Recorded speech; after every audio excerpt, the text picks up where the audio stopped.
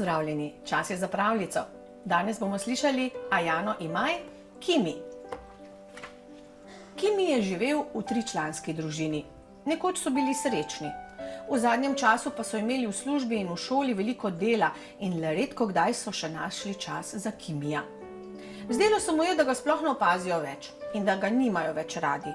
Zato je bil zelo žalosten. Nekega dne ga nihče ni peljal na sprehod. To se sicer ni zgodilo prvič, pa vendar. Nekje pač mora biti kak prijaznejši prostorček, kjer bi lahko živel, si je rekel Kimi. Rad bi si našel tak dom, kjer me ne bi kar pozabili. In čeprav mu je bilo težko pri srčku, se je odpravil iskat nov dom. Hodil je in hodil. Tako daleč je že pritačkal, da se je znašel prav na robu gozda daleč od mesta. Iz goščavja so se slišali veseli glasovi živali, ki so se lovile in igrale. O, pasja taca, kdorkoli že živi tu, je gotovo srečen, je razmišljal Kimi. Mogoče bi pa lahko ostal v tem gozdu. Toda ptiči mu niso zapeli dobrodošlice. Nočemo, da bi takle klavrn volk živel z nami, so se drli drug čez drugega. Saj nisem volk, je rekel Kimi, pes sem. Vseeno, že tako nas je v gozdu preveč, so vztrajali ptiči. Kimi je žalostno vzdihnil in se odpravil naprej. Morda je pa mesto pravi kraj zame, je tiho momljal. Slišal sem, da je zelo veliko. Prav gotovo bom v njem lahko našel svoj novi dom.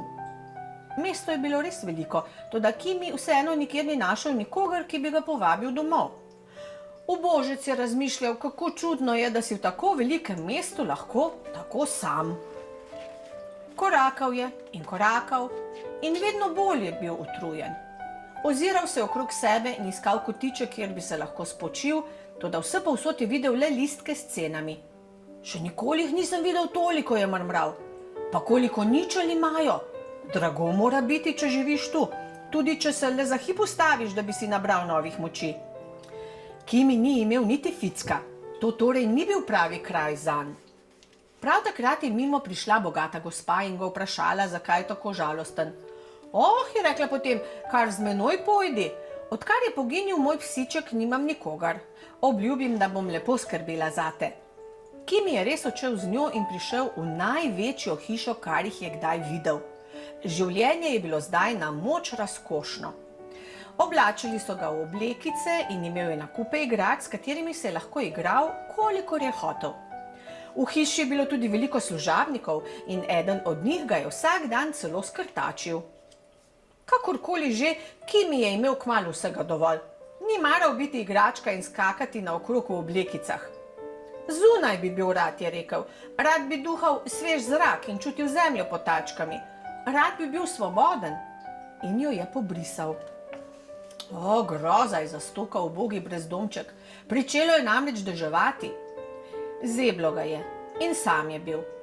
Vse, kar si je želel, je bil majhen prostorček, kjer bi lahko živel, toda vedno bolj je kazalo, da takega prostorčka zanj ni.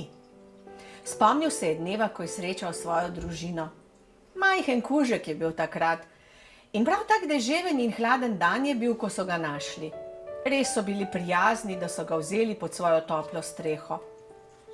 Nenadoma je Kimi nekaj zaslišal. Se mu je le zdelo, ali so bili to znani glasovi njegove družine? Začel je na ves glas lajati in lajal je, dokler jih ni zagledal. Končno so našli drug drugega. Družina ga je iskala, odkar se je potepal v svet. Oh, Kimi, žal nam je, tako nam je žal. Pridi domov. Zelo smo te pogrešali, so rekli in ga objemali. Od tega dne je bilo vse drugače.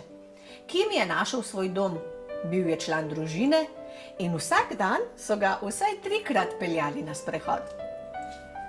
Hvala za vašo pozornost in pozdravljeni do prihodnjič.